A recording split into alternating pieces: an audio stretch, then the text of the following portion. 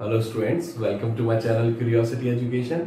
बच्चों, हमने इससे पहले वाले वीडियो में करंट इलेक्ट्रिसिटी का इंट्रोडक्शन वाला पार्ट कवर किया था, जिसमें हमने करंट क्या होता है, चार्ज क्या होते हैं, उनके बीच में क्या रिलेशन होता है, ये सारी चीजों के बारे में डिस्कशन किया था।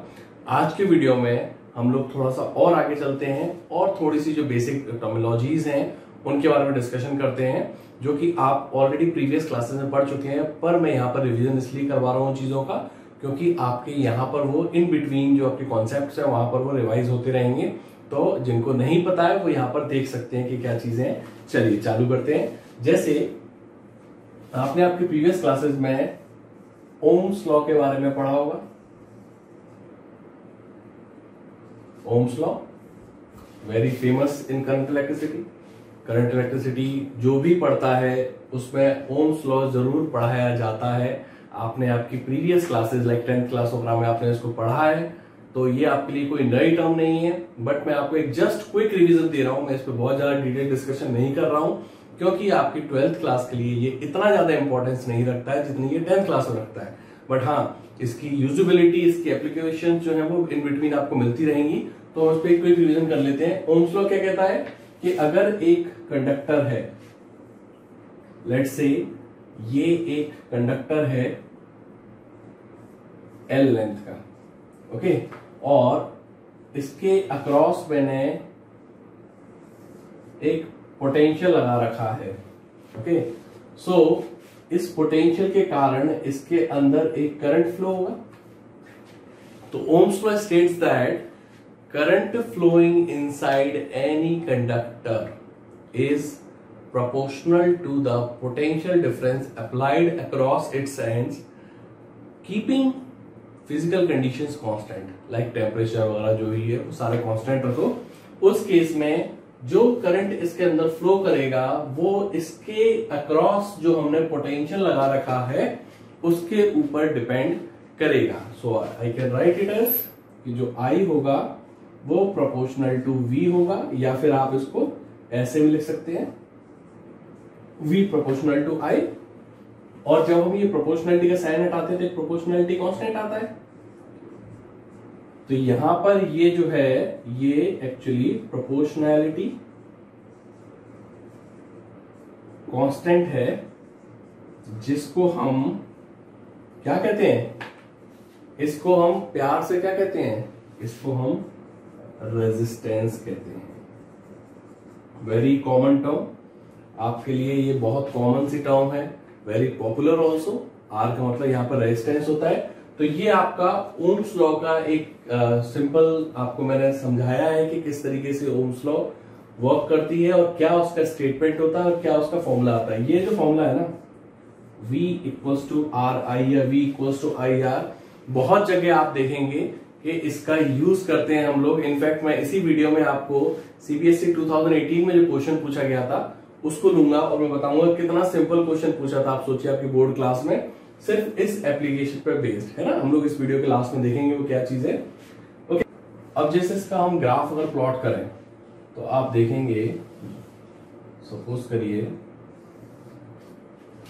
मैंने माना कि यहाँ पे ये मेरा पोटेंशियल है और ये करंट है। अगर हम पोटेंशियल और करंट के बीच में ग्राफ प्लॉट करते हैं तो वो एक स्ट्रेट लाइन आता है, अगर वो ओम्स लॉ को फॉलो कर रहा है वो कंडक्टर। तो ठीक है ना, दो टाइप के कंडक्टर्स होते हैं, ohmic conductor and non ohmic conductor. Ohmic conductor वो कंडक्टर्स होते हैं जो ओम्स लॉ को फॉलो करते हैं, ठीक है। तो ये ओम्स लॉ के लिए ग्राफ बनाया गया है कि अगर कोई कंडक्टर है जो ओम्स लॉ को फॉलो कर रहा है, तो जब आप उसके पोटेंशियल और करंट के बीच में ग्राफ प्लॉट करेंगे तो वो एक स्ट्रेट लाइन आएगा।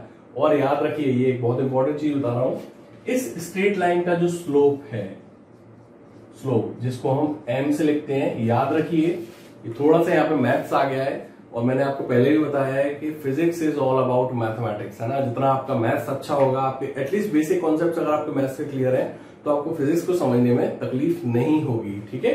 तो जो भी बीच में कॉन्सेप्ट्स आ रहे हैं वो मैं आपको समझाता जाऊंगा।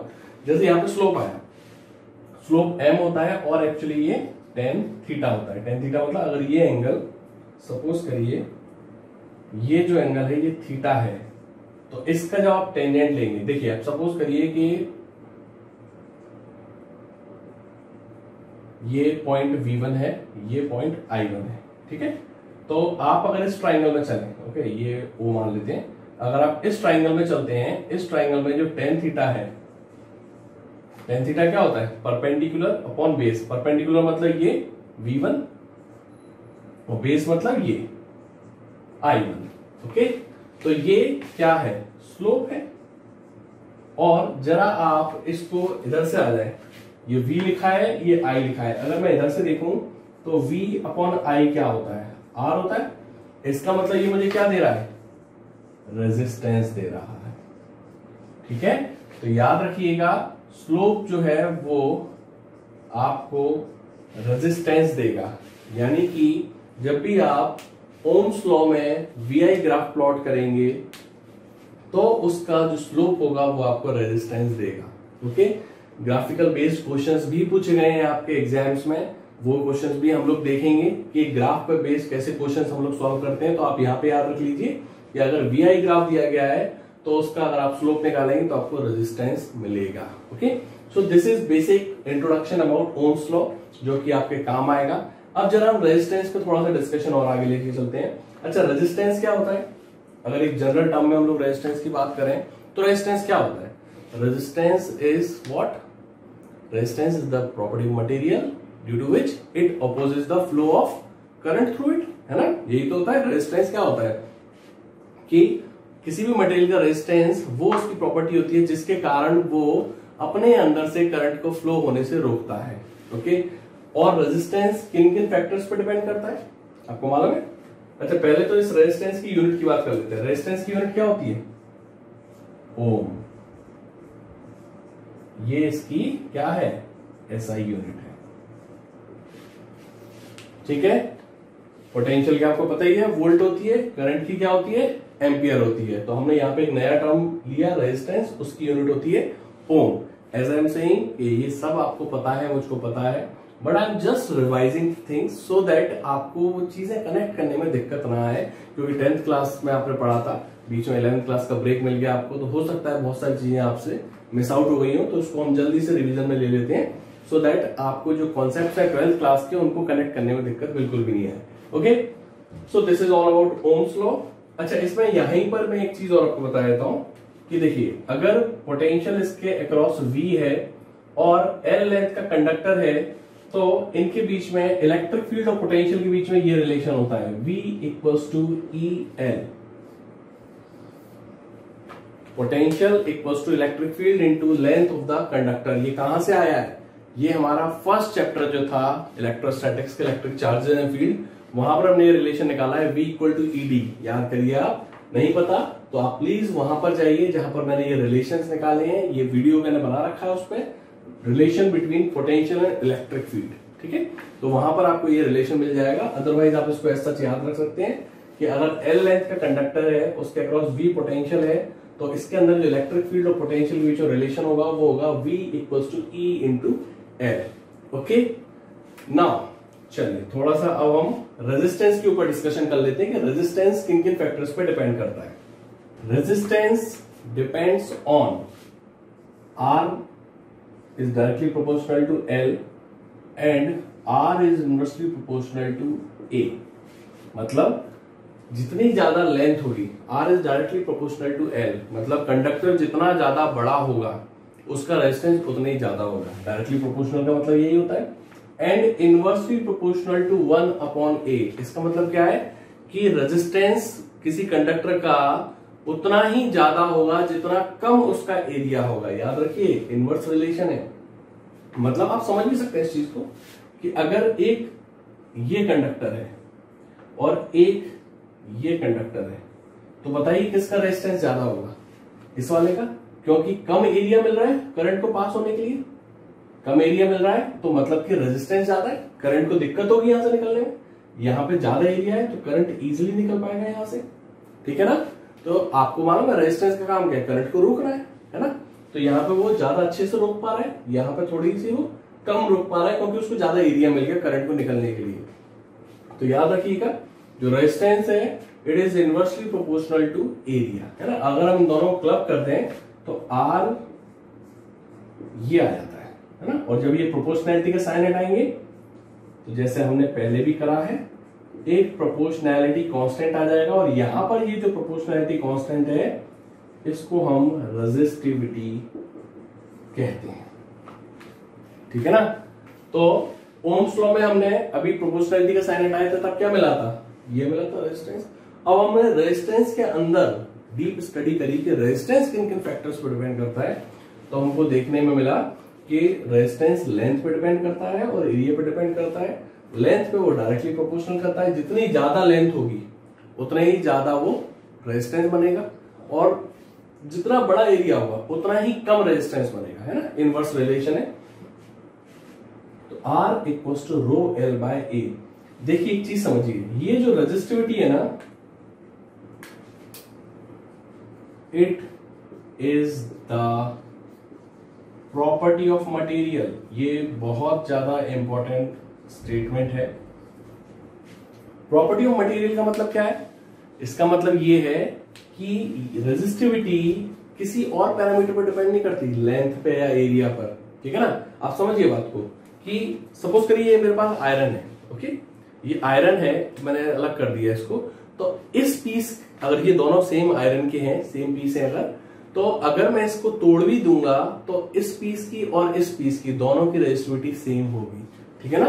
तो ना तो ये लेंथ पे डिपेंड कर रही है ना एरिया पे डिपेंड कर रही है। याद रखिए, रेजिस्टिविटी किसी भी मटेरियल की फिक्स रहती है या कांस्टेंट रहती है, कब तक, जब तक आप उसका मटेरियल ना बदल दें, है ना। याद रखिएगा, रेजिस्टिविटी अगर आपको चेंज करनी है तो या तो आप उसका मटेरियल चेंज कर दीजिए या फिर उसका टेम्परेचर चेंज कर दीजिए। तो अगर हम टेम्परेचर यानी हम फिजिकल कंडीशन की अगर हम बात नहीं करें, फिजिकल कंडीशन को अगर हम कांस्टेंट कर दें, तो रेजिस्टिविटी जो है वो एक पर्टिकुलर मटेरियल की कांस्टेंट है। भले आप उसका एक छोटा सा पीस ले लीजिए या फिर आप बहुत बड़ा ब्लॉक भी ले लेंगे, दोनों ही केस में जो रेजिस्टिविटी है वो चेंज नहीं होगी, सेम रहेगी, अगर आप उसका टेम्परेचर चेंज नहीं कर रहे हैं तो याद रखिए, it is the property of the material, ठीक है। तो ये किसी लेंथ एरिया पे डिपेंड नहीं करेगी, छोटी सी लेंथ की भी उतनी रेजिस्टिविटी होगी जितनी बड़ी लेंथ की होगी, ओके। तो रेजिस्टेंस जो है वो इस फॉर्मूले से दिया जाता है, R equals to rho L by A. 12th class में आपका रेजिस्टिविटी के ऊपर थोड़ा सा डिस्कशन दिया गया है, वेयरएज रेजिस्टेंस और इनका तो मैंने आपको बताया कि एक जस्ट रिवीजन करवा रहा हूं मैं आपको, सो दैट आपको वो सारे कॉन्सेप्ट्स कनेक्ट करने में दिक्कत नहीं है। जरा रेजिस्टिविटी की बात कर लेते हैं। अच्छा बताइए मुझे, रेजिस्टिविटी की एसआई यूनिट क्या होगी। बहुत टफ क्वेश्चन नहीं पूछा है मैंने, आप सिंपली यहां से बना सकते हैं। कैसे, देखिए जरा, इस रो को मैं अगर रखूं और इसको इधर ले जाऊं तो ये हो जाएगा R A upon L. Resistance की यूनिट होती है ओम, एरिया की यूनिट क्या होती है मीटर स्क्वायर, और लेंथ की मीटर, तो ये कटा, सिंपली आ गया ओम मीटर। तो जो रेजिस्टिविटी की एसआई यूनिट होती है वो होती है ओम मीटर। याद रखिएगा इस चीज को, रेजिस्टिविटी की एसआई यूनिट ओम मीटर होती है, ओके। और मैंने आपको बताया कि जो रेजिस्टिविटी है वो मटेरियल की प्रॉपर्टी है, वो चेंज नहीं होगी, है ना। और अगर आपको चेंज करना है तो या तो मटेरियल ही बदल दो, है ना। पहले आयरन ले रखा था, वो आपने एल्यूमिनियम ले लिया, मटेरियल बदल गया तो रेजिस्टिविटी भी बदलेगी। लेकिन अगर आप मटेरियल को ना चेंज करते हो, रेजिस्टिविटी चेंज करना चाहते हैं, तो सिंपली आप उसका टेम्परेचर चेंज कर दीजिए, आपकी रेजिस्टिविटी चेंज हो जाएगी। लेकिन इसके अलावा आप अगर सोच रहे हैं कि मैं बड़ा एरिया लूंगा या लंबा कंडक्टर लूंगा तो रेजिस्टिविटी को चेंज होगी, या मोटा लूंगा तो रेजिस्टिविटी को चेंज होगी, तो ऐसा नहीं है, ओके। तो याद रखिएगा, रेजिस्टिविटी की यूनिट ओम मीटर होती है। अब जरा मैं रेजिस्टेंस को थोड़ा सा और डिस्कशन दे देता हूं आपको समझाने के लिए कि एक्चुअली ये मतलब क्या है इसका। देखिए,